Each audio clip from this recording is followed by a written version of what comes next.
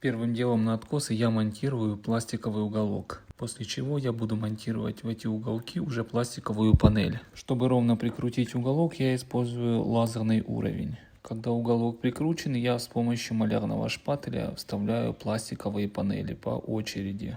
Как и панель, пластиковый уголок тоже хорошо гнется, поэтому вставить панель не составляет труда.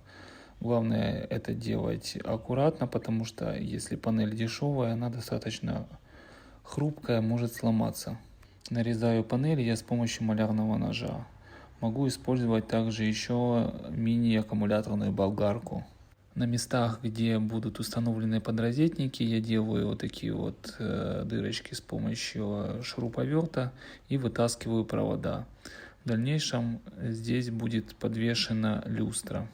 Также предварительно под пластик были заложены закладные, на которые мы повесим подвесную сушилку для белья.